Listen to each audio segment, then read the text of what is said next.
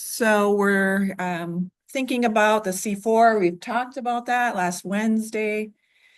This idea that some plants, because of where they're native to, where they evolved to live, they have the extra stress of maybe it's consistently hot, maybe there's periods of drought, maybe you got both drought and high heat. And under those conditions, that's when the PCO likes to start cranking. And in general, you just don't want plants doing that on a regular basis. So the C4 cycle is being shown here.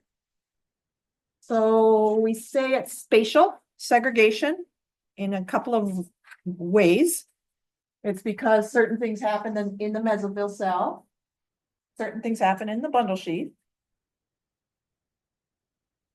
So when you think about the C4 cycle, it's okay, when CO2 is coming in, after the sun comes up, starts hitting the plant, they open their stomata, CO2 comes in.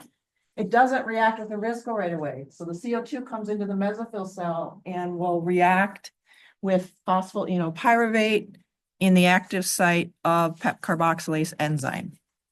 So the pepcase, sometimes we just shorten that down to pepcase. So PEP carboxylase, the pepcase enzyme, which is really good at recognizing CO2 and phosphoenolpyruvate. PEP reacts those two, you get oxaloacetate, which then converts to malate. What do I like to call malate? What's its nickname? What does it do? What does it serve to do? Yep, it's a vector. It moves, right? It's a vector. It moves. And so it's moving out of the mesophyll into the bundle sheath because its job is to deliver CO2. And this time the CO2 now is going to be right where Rubisco is. So Rubisco's at the first step of the Calvin cycle. And so you see malate will just say, here you go, here's some CO2. Rubisco will take that. And what's the 5-carbon sugar Rubisco is going to take the CO2, and what's the 5-carbon sugar it's going to grab? What's the abbreviation? 5-carbon sugar.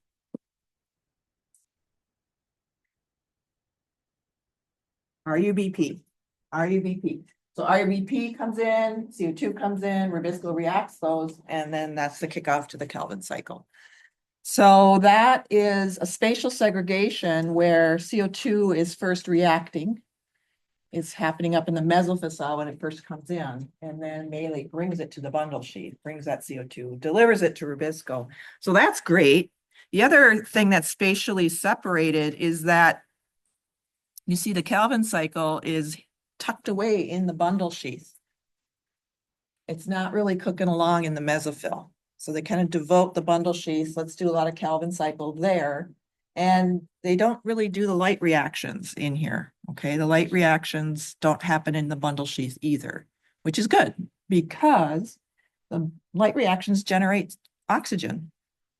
And that's just going to keep happening over and over. Well, oxygen, Rubisco is happy to take and work with. But if it takes oxygen, then you got the PCO cycle kicking in. So again, by limiting the light reactions, don't have them happen in the bundle sheath. Put those going on in the mesophyll. So that's another spatial segregation. That's pretty good because it allows Rubisco to just pretty much get surrounded by carbon dioxide all day, and oxygen's not piling up in concentration. Questions on the C4 cycle? Yes. Cells called independent. So we got the mesophyll cell and then it goes down into like the greener cell or the. Yeah, so the green one's called the bundle sheath. Oh, sorry. So the bundle sheaths are it's this ring of cells around the vein. And remember, every leaf has multiple veins. So you have a lot of bundle sheath cells in the leaf. They're just showing a tiny section of the leaf. Other questions on the C4?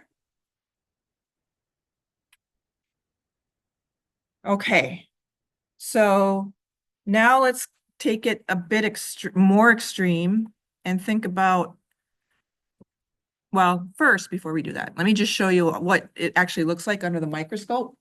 So this is a leaf cell. I believe this is corn or maize, and they do the C4 cycle. And you can see what we have here are three veins coming directly out at you. And so when they took this leaf cut, when they did this cross section, you see they hit three veins at 90 degrees. So just imagine those veins are coming right out at you. But the main thing to think about here is you see how plumped up the bundle sheath cells are around the vein. Look at how plumped up they are, and they're just chock full of chloroplasts. So that is kind of a dead giveaway that you're looking at a C4 plant. So even though you might not know the name of the plant or anything about it, if you take a leaf and look at it under the microscope, it can actually tell you a fair bit about how they might live their life with regard to photosynthesis. So we'll come back to leaf structure. We're going to get into leaves in more detail, but the fact, all leaves tend to have a bundle sheath ring of cells like that, but they're much, like a typical C3 plant, their bundle sheath cells are much smaller, much more modest. Here's another image of a drawing, again, comparing.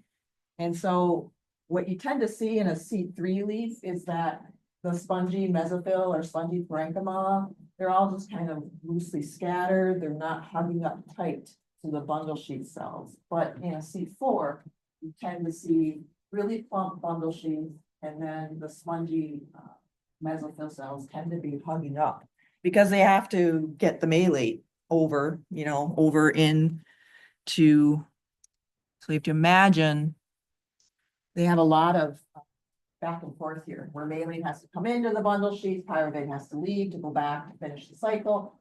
We have a lot of sharing of these chemicals around between these two, between the mesophyll and the bundle sheath. So kind of makes sense that they're hugged up to each other, so that they can easily do that.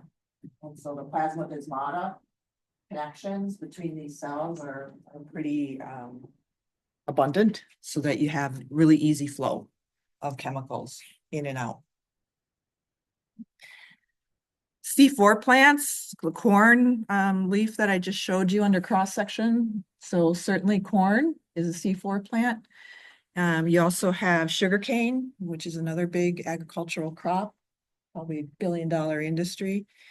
Sorghum, which is becoming more and more, it used to be just used for feed, but now it's being incorporated into human food as well.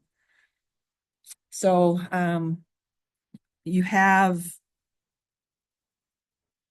roughly, as it stands now, they say roughly 19 families you can find the C4 cycle showing up in 19 different families of plants. And it's not just the monocots, it's monocots and dicots. Like corn is a monocot, but we see it happening in dicot plants too. It's pretty common in the grass family. Poaceae is the grass family. It used to be called Gramineae, but they've changed it to Poaceae. The Asteraceae family, which I'll talk about, that's a huge group, a huge family of plant species. So you can find some in there. And taken all together, about 3% of all known species can perform the C4. So not a ton, but you tend to find the C4 cycle popping up in plants that are native to tropical and subtropical environments. Has it evolved independently multiple times in those families, That's or what they evolved- think. In fact, does it have it? Yeah. You're 2 bullets ahead of me. I'll put that in there. So these are some popular plants, not agriculture, all agriculture for mainly, except sedges, but we have a lot of sedges around here. And then some common weeds that you find in your lawn, for example, crabgrass, Russian thistle, pigweed. So they're more efficient than C3. That's why some weeds can start to overrun your lawn, for example. And they think about 70 different independent evolutions have occurred for C4 ability. So lots of trial and error going on. 70 different times they think that the C4 cycle has arisen.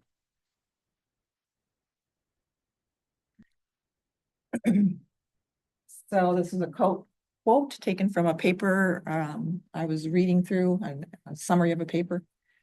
C4 photosynthesis has a 40% greater ability to convert sunshine into biomass than C3. That's pretty decent percentage.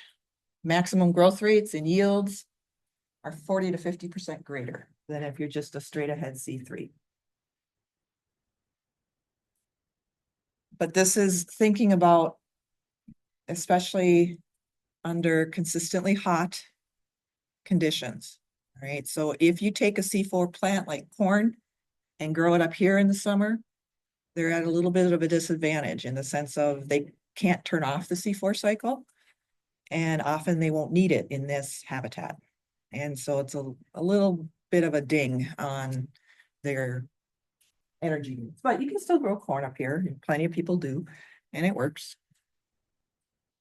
Okay, they're really working on this idea of turning rice into a C4 plant. Rice is not currently a C4 plant.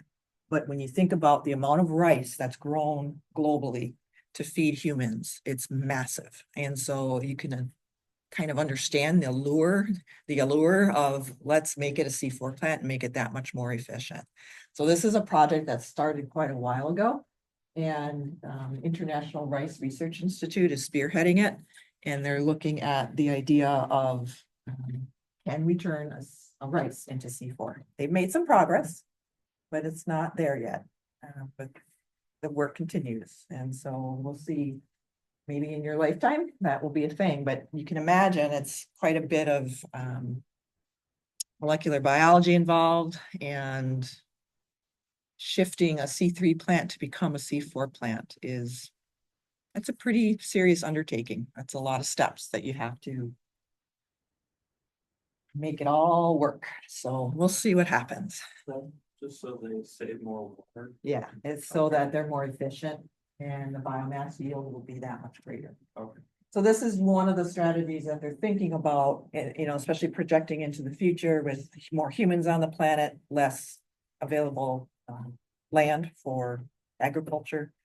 And so they're trying to come at this idea of how do we feed that many more billions of people when we're pretty much maxed out with our agricultural land as it is. We would have to go into subpar areas like really salty soil or heavy metals in the soil or something like that, really droughty areas like desert environments. And so there's lots of different things that they're thinking about in order to make sure we all get fed over the next 50 years. All right. So also with that idea, they're starting to scrutinize CAM plants more and more because they are encroaching into desert habitats and asking, can we grow crops in those areas? And so they're very interested in CAM plants for that. And so luckily, CAM plants have a lot of similarity to the C4 plants when you look at their cycles and who's playing a role in those. So basically, if you are a giant saguaro cactus in New Mexico, you might think twice about opening up your stomata during the day, right? Those of you who have been in a desert environment, it is blazing hot in the day and very few clouds, typically all day long. So you're in the brutal heat, high sun. If you open your stomata all day to take in CO2, you're going to die pretty short order. And so they've developed this amazing strategy where they wait till nighttime. They'll say, okay, I'll wait till sunset, till it gets dark. Then I'll open up my stomata.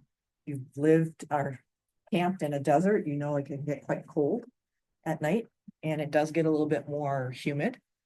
And so that definitely helps. And so open your stomata at night, but the catch is you can't do the Calvin cycle at night, and certainly not the light reactions because there's no sunlight. So now they're like, okay, I'm taking in my CO2. What do I do with it? I can't run photosynthesis. So what they do is they stuff it into the vacuole. And so what they're doing here is they're taking CO2 in at night. It's the same PEP carboxylase we just talked about with the C4, same PEP. So PEP case takes in CO2, PEP reacts them together. You get oxaloacetate and malate. Malate goes over into the vacuole all night long. So malate gets shunted over like a vector, but it just gets stored up in the vacuole all night long. And you can even take like a pH probe and pierce the vacuole, and you can see it getting more and more acidic, because malate's an acid, and so you can see it getting acidic through the night. And then what happens is during the day, they mobilize that malate out and deliver it to the chloroplast of the same cell. And that's where rubisco is.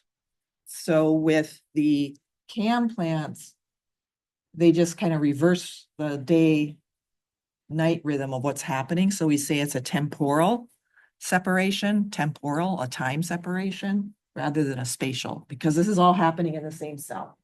It's just what certain things happen at night and then certain things happen during the day. But it's the same upshot. You still get rubisco just flooded or bathed with lots of carbon dioxide and very little oxygen. And that's what you want for the Calvin cycle to keep cooking along. Here's another view of the CAM pathway. And so this is all one cell. It's just that you have, during the night, you'll have the malic acid being stored away in the vacuole. And then when the day rolls around, they close down their stomata. And then they will kick in, okay, now all that stored malate can get mobilized back to the chloroplast and can go right where rubisco is for the Calvin cycle. So a lot of the same players. It's just a temporal separation.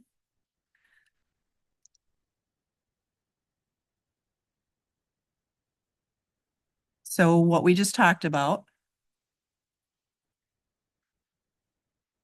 here in words. I don't have that.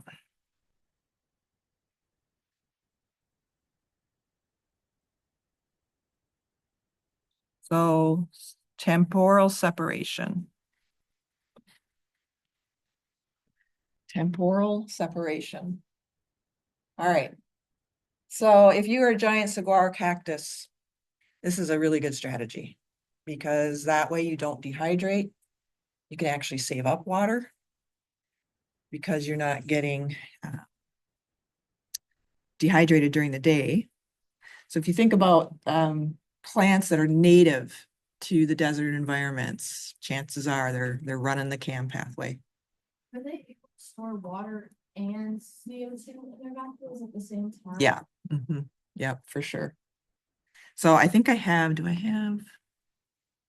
Yeah, I'll show you a slide where I can compare water conservation in a minute here.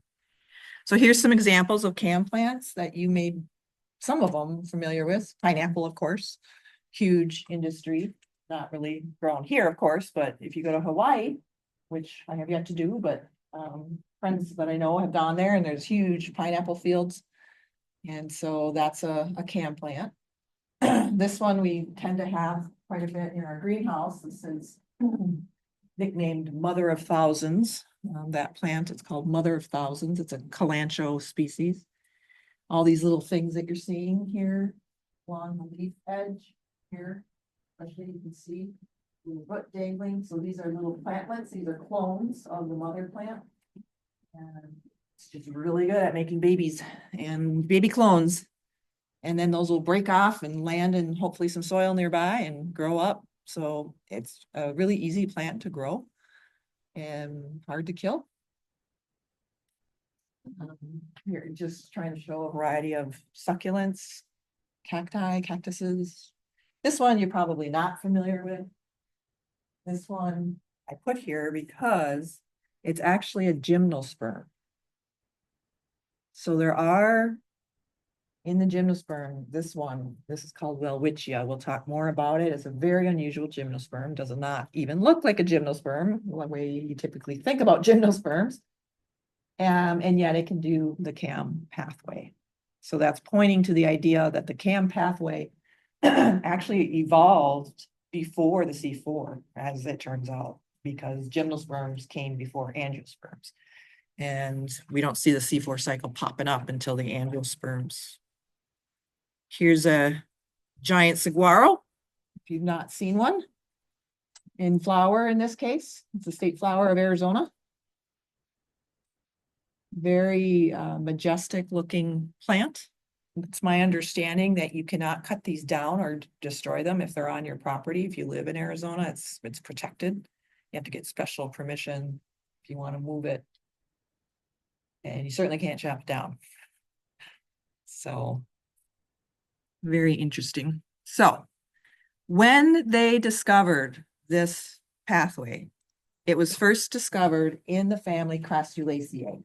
So CAM stands for Crassulaceae, and then the A stands for acid, and M stands for metabolism. So Crassulaceae acid metabolism is what CAM stands for. And probably the acid is referring to, oxaloacetate and malate. Acid metabolism. So Crassulaceae acid metabolism, CAM. And so they discovered it there first in that family. But then they went, whoops, we found it in some other families. But by then the CAM acronym was so well ingrained that they just kept it. But realize that it's not just the Crassulaceae family, many other angiosperm families, about 38 different families can do this as well. And it's varied. I mean, some species in the family, they just do straight C3, some do the CAM. And then some families of plants, you see variety. Some species of plants do just C3, some do CAM, some do C4. So it's all over the map in terms of which species are doing these different pathways. This one, they think about 60 different times it's evolved independently. So cacti, euphorbias, pineapple, vanilla. This, as far as I know, this is the only like food item that we get from orchids. Vanilla is actually an orchid. And it tends to vine around tree trunks of tropical plants. That's the only like food that I mean, technically, I guess it's a seasoning or what would you call it? Flavor enhancer. What do we get from agave? Tequila, yes. So billion-dollar industry right there. And then, of course, the beautiful orchids. Beautiful orchids are mostly CAM. So, and then that Welwitschia plant, its CAM pathway is also in more primitive plants. So the gymnosperms are more primitive than the angiosperms. And so that's why we say more primitive. So they're really starting to ramp up their research on CAM metabolism. They're really starting to wonder, could we do something with this? And in terms of growing plants, agricultural plants in particular, in drought-prone areas. And so CAM plants are increasingly recognized as among the world's most important climate resilient crops. So I've seen the amount of research going into CAM. They used to be neglected quite a bit in terms of research. There wasn't a whole lot published, but now the amount of publications on the CAM plant and specifically the CAM pathway, they're starting to really look into this at the molecular biology level, gene expression patterns, and looking at the C4 or the CAM cycle. Can we do anything with that? So, think about growing crops in an environment like this. This is very, very challenging, but there's many scientists around the world that are looking into that. So I've gone to desert environments similar to this a few times so far, and it's so different from this area of the world, from Marquette. But just it has its own incredible beauty. So if you ever get a chance to visit desert environments, highly encourage it. Just be really careful because there's a lot of things that want to kill you or injure you. Lots of spines, lots of spiny plants, lots of animals that would be totally okay with injecting you or biting you with some nasty stuff. So be very aware of where you're walking and what you're touching. But it's very, very strikingly beautiful. All right, so let's think about water comparisons, water lost. So you can see CAM plants win. They only lose like 50 to 100 grams of water per gram of CO2 coming in. Whereas C3 plants way above that, 400 to 500 grams of water lost. And as I said, the evolutionary process, they actually see C3 plant, the C3 cycle came about. That actually microbes figured that out. And so microbes were doing photosynthesis in the C3 cycle. And then when the eukaryotic cell type evolved, plants finally came on the scene. They had the C3 ability. And then some of the plants that got stuck in tropical areas are like, ooh, this isn't working so well, and the desert areas. So then the CAM plants came about, and then the C4. So in the evolutionary timeline, that's the progression. C3 first, then CAM, then C4. Okay, so this Calvin cycle, yes, it's a cycle, but remember, one of the big goals is to get enough of, let's go back to the Calvin cycle. So the Calvin cycle, you want to make sure that this is zipping around all day long. You have to have enough RUBP, that's the 5-carbon sugar, so it can react with the CO2 coming in. But then the other huge goal of the Calvin cycle is the glyceraldehyde 3-phosphate, because once you build up enough of that, you can siphon some of that off and make sucrose. So that's really, there's two huge things going on here. And I'm not going into the details of sucrose synthesis, but I did want to just point out that it's kind of this either or pathway. When you look at one cell in the leaf, that cell, it has to decide, should I make sucrose or should I make starch? They don't make both at the same time. It's either or, they have to pick. And so they're constantly assessing like what's going on in terms of how good am I doing with my photosynthesis? Am I cranking out a lot of G3P? If so, how are my stores going? Do I have enough starch? Because that's their long-term storage is starch.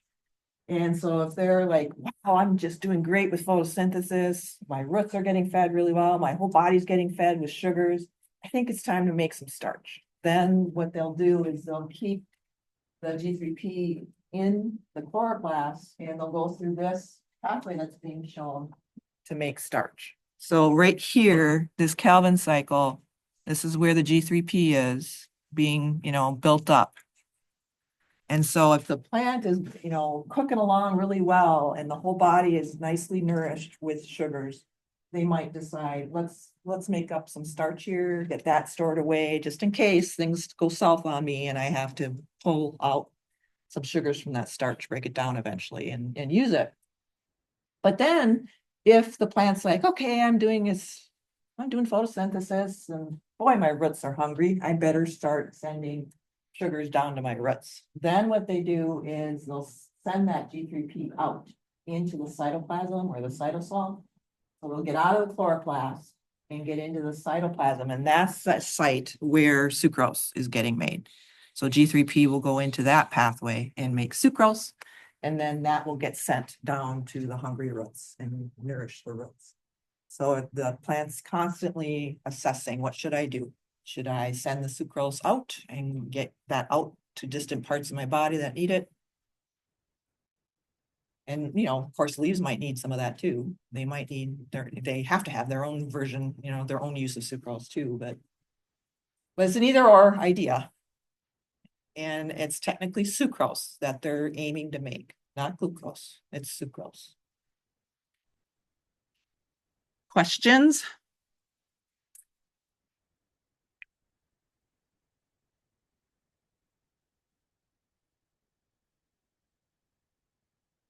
One last idea.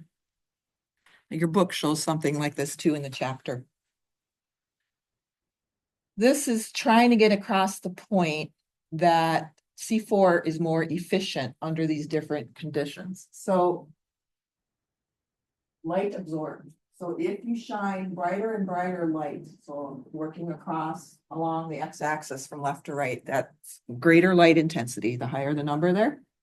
You can see that eventually C3 plants level off and they stop, like their rate of photosynthesis just kind of levels out. Like, this is the best I can do. More light's not going to do anything. All right.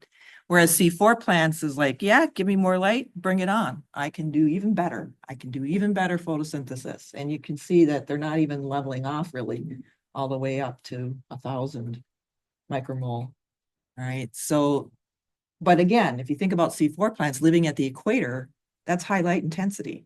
So that makes sense. Temperature in the middle, you see hotter and hotter temps as you work your way right. Again, C4 plants, they're used to consistently hot temps. C3 plants, not so much. So you can see again, C4 plants win. The hotter it gets, they're like, yeah, bring it on. I don't care. I'm so good at photosynthesis. I don't care. And you can see C3 plants are like, ooh, I don't like this. And they actually start to tank roughly around 32 degrees Celsius. Then this last one, this is thinking a little bit about global warming, climate change idea, where CO2 levels are increasing in our atmosphere. And, you know, C3 plants, they actually kind of win here. You give C3 plants more CO2, they get better and better at photosynthesis because it really suppresses the PCO cycle in them. C4 plants, though, they're so good anyways because they suppress the PCO kind of right from the get-go.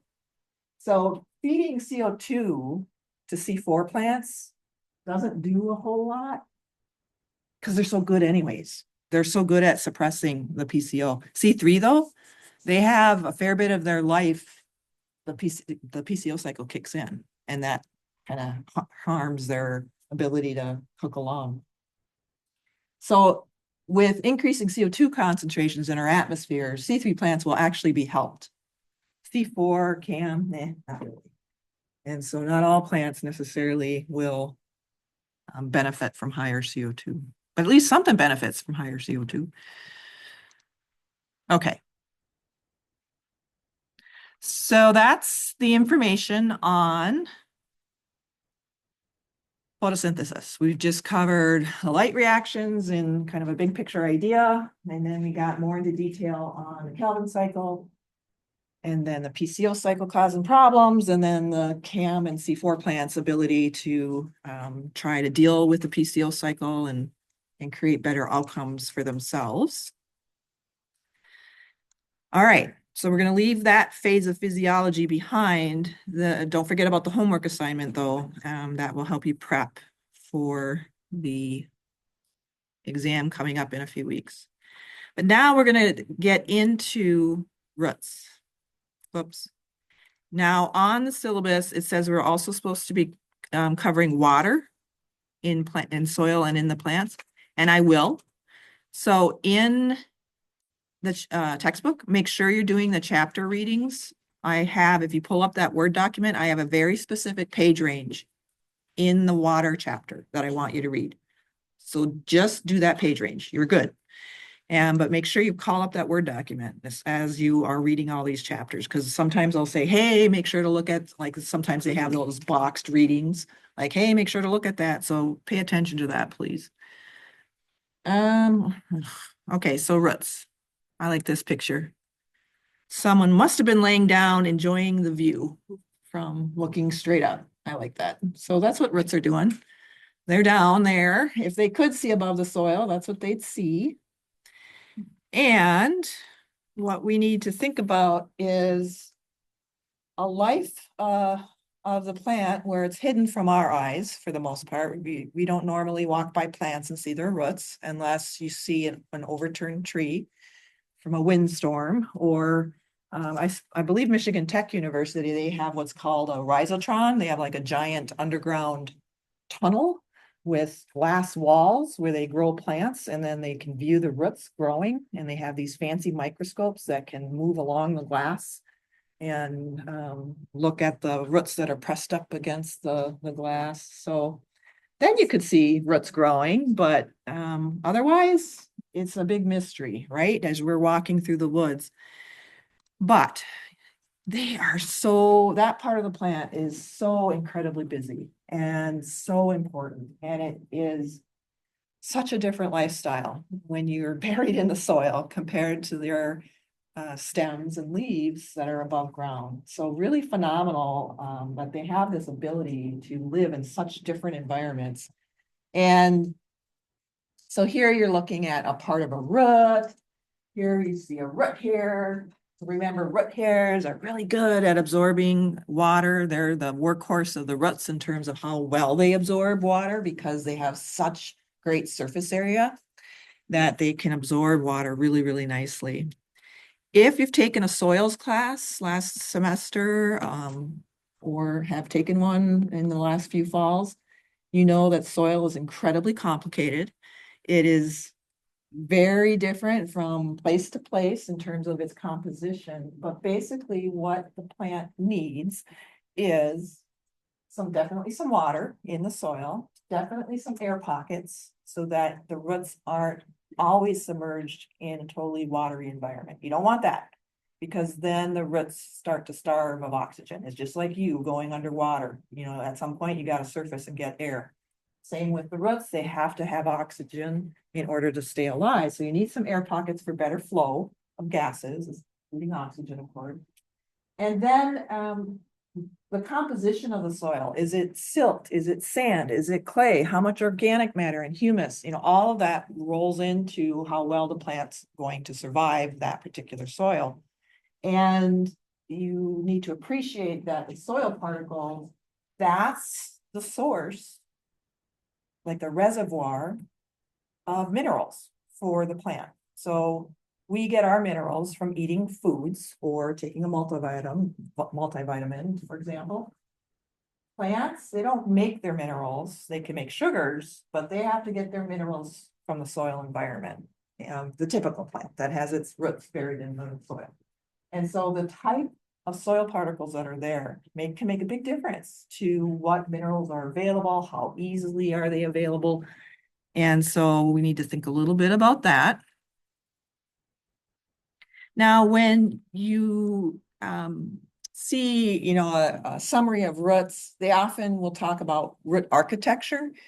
And they'll say, well, roots tend to be taproot type design. This is a taproot on the left, where you have a fairly obvious central taproot that's pretty thick. And then you have some much smaller lateral roots. And certainly there's, you know, if you've had the joy of uprooting dandelions in your lawn when you were a kid and that was your job, it's impressive how long the dandelion taproot is. I mean, I don't know why people hate dandelions. What is it? Why? They're an amazing plant. So many people just want to destroy them and my brother-in-law, he sees a dandelion in his yard and he's attacking the bloody thing. It's like, Why? I didn't know. They said that when they're in that stage before they go fluffy, but after they're done blooming, where they're just that green little bud. yeah, They hate how it looks. It says it's really ugly, even though they like the other two stages, so they cut it for that one. So, that's kind of dumb. It's only like that for like. exactly. You can see. Yes, yeah. I feel like, though, that is an argument, but the seeds get everywhere. And like, if you have a rock garden and stuff, like, I don't know, move your rocks, it Yeah. gets everywhere. Well, those seeds, I mean, I'm guessing all of us in this room have played with the dandelion, you know, blowing on the seeds and, you know, I mean, it's irresistible. But you can see how, you know, they can fly or float quite a ways. Where I used to live in Marquette, the neighbors were very particular and they sicked the city on us. You know, the people that drive around and say if you've rented, you might have gotten notices, your lawn grass is too tall, you have to mow it, or we're gonna charge you $200 to mow it for you. So we used to get those and we knew who was doing it. It was our neighbors. And so I had planted a native plants, you know, through the whole front yard. So then I went to where did I go? You can get those signs that say this is a native plant garden and all that. And then the city people will leave you alone. So, I mean, we had to do all kinds of things to keep the city from yelling at us, but part of it included dandelions, and I think they really hated that because then the seeds would go over, you know, into their field or into their perfect lawn, so. Yeah, it's just like, I don't believe in monoculture lawns. I think it's not a sustainable way. Rush about like Overlongs. Not so much around here, My neighbor but has. I have, I think. I think it's a great idea, you know, there's so many other options to the typical lawn grass that look great, you know, and, I don't believe in monocultures, you know, but there's some neighborhoods where it's mandated, you have to have a monoculture lawn and nothing else. And my one other brother lives in a neighborhood like that in the Twin Cities, and As a landscaper for companies, and usually we worked on garden beds like exclusively, and one guy hired us to go through an acre and a half and just lay out on dandelions and just reds. It was so much money. yeah, so what's the origin of we hate dandelions? It just seems humans, so many humans are like that. You know, every part of the plant is useful. That's why they're even on this continent. They're not native here. Yeah, every part of the plant is useful. Even my grandpa made dandelion wine, you know, it's like he wasn't a scientist, but he knew how to do that. But, you know, you can make all kinds of like lotions and balms, and dandelion root tea is really good for you. I drink that off and on. So anyways, oh, and let me finish the thought. Sorry, I got a little bit of a dandelion advocate, so sorry. So they're a wonderful example of a taproot, and then this is the fibrous, they call it the fibrous example. And whoops, what I wanted to point out is that sorry.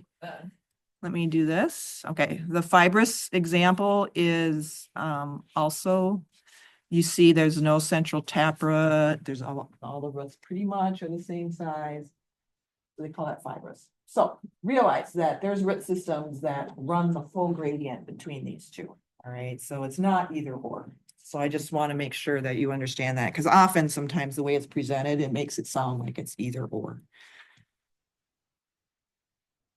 All right, if you just look at one root in longitudinal section, so they slice down the length of a root, you can see something like this under the microscope. Not this colorful, but basically what we're seeing is different zones or regions. So I would like you to know these three regions. So you have your apical meristem. So this is your root apical meristem, where those cells are actively dividing and growing and giving length to the root. Around that, at the very, very tip, is your so-called root cap. Those are cells that protect the apical meristem. Those are very precious cells. You don't want those cells making direct contact with soil particles because they slough off and get damaged. So that's the root cap's job. The root cap, these cells are sacrificed essentially. You see these sloughing off and getting renewed over time during the growing season. They secrete a mucogel that's a little bit slimy to help with movement through a very friction type environment. You know, soil has a lot of friction, can cause some damage. So that root cap's really important. And then you have your root apical meristem where all that active cell division is going on. And then behind that, they call it the region of elongation, because the cells actually do look longer, bigger than the apical meristem region. But they're not quite mature yet. Very shortly beyond that, this isn't a huge section under the microscope. These are kind of exaggerated, but then you'll see the so-called region of maturation. And if you're looking for that region under the microscope, look for root hairs. That's the key. If you see a root portion that has root hairs, that's the maturation zone or maturation region. And that is, they call it the maturation region because the cells have fully, they're fully mature, they've gotten to their mature size, and they are doing what they should be doing. So some cells are just like the parenchyma cells, some cells are the xylem and phloem, and then some cells are the epidermis with the root hairs. So they've matured and they're cooking along, doing what they need to do for the root. So under the microscope, you'd see something like this. So you can see these kind of bigger, looser cells. Those are the root cap region. And then the apical meristem is right in this region here. And then you can see the cells are elongating. And here you're starting to see this tissue is gonna become part of the vascular tissue. You don't need to know that, but if you then get into the zone of maturation, that's where the root hairs start showing. This is trying to show kind of the different areas. You don't need to know these words, but protoderm is just referring to, these are the cells that will become the epidermis, proto, like before. All right, so they're saying these are destined to be the epidermal cells, ground meristem, that's your ground tissue, parenchyma tissue. And then your procambium, that just means this is the region that's gonna develop into the vascular tissue, essentially, okay? So lots and lots of roots per plant. In many, many cases, for many plant species, they have more biomass in their roots, devoted to roots, than they do with their shoots and leaves. So when you're out walking around, you know, even though you might be looking at a splendid above ground portion of the plant, realize below ground may actually be much bigger, deeper, wider than what you see above ground. People often use the analogy of an iceberg, where when your ship's near icebergs, the above ground part is not nearly as big as the below ground part. Okay, all right, we'll stop there. We'll get more into roots and their structure and their vascular tissue structure on Wednesday.